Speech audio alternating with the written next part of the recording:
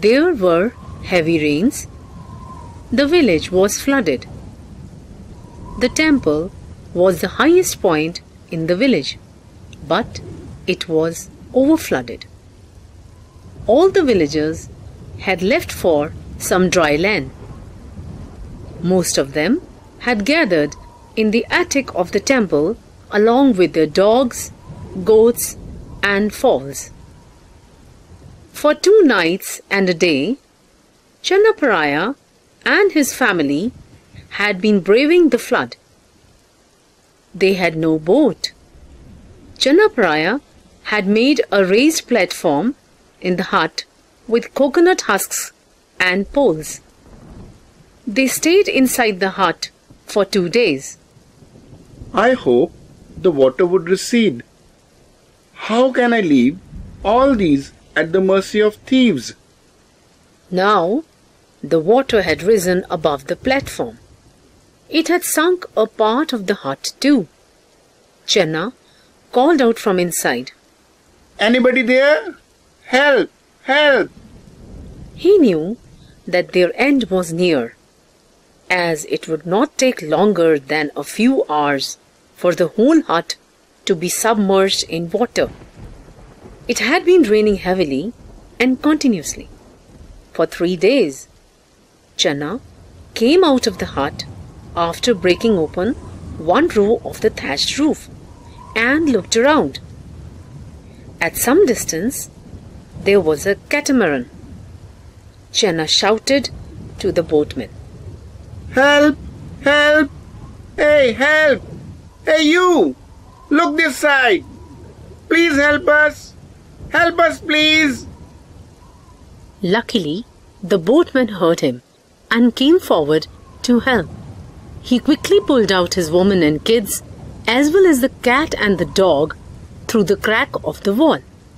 Everybody got onto the catamaran, except the dog, who was still sniffing around in one corner of the hut. The catamaran moved far. Heavy rain started again. A huge crocodile came near the house. The dog got scared and started barking.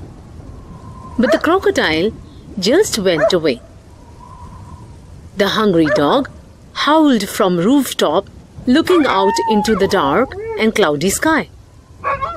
The dog cried out continuously for a long time. It was early morning. The dog looked at the thatched roofs because they were his only hope. The sun shone for some time. He dozed off in the sunlight. Then the clouds appeared. It was dark once again. A small boat was moving fast, a little away from the house. The dog saw it and stood up, wagging his tail. He watched till it disappeared. The dog looked helpless. Another small boat came from a house and stopped at the coconut tree. The dog made noises, but the boatman took no notice of the dog.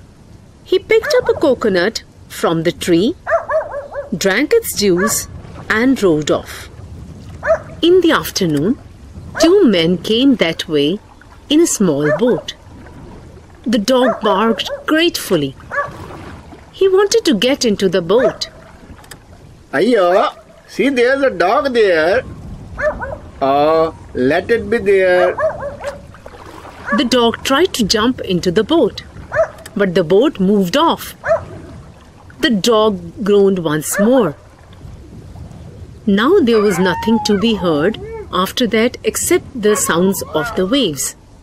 The dog climbed onto the roof once again, growling as if bidding farewell to the world.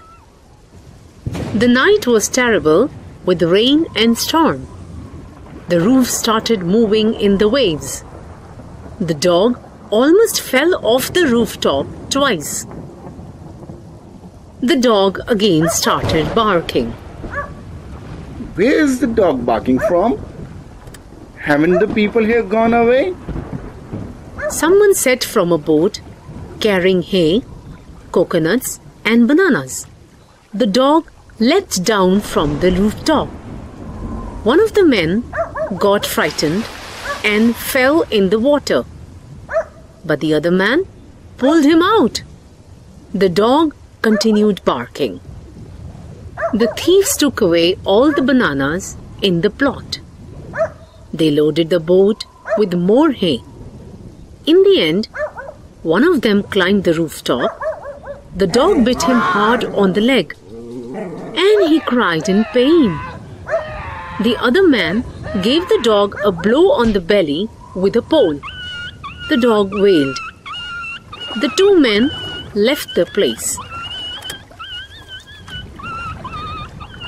It was quite some time before the dog barked again. He was in pain. No one heard the groan of the dog after that. After some time, the hut came down and sank. Nothing could be seen above the water. When the flood water receded, Chenna came back in search of the dog. He found the body of the dead dog under a coconut tree.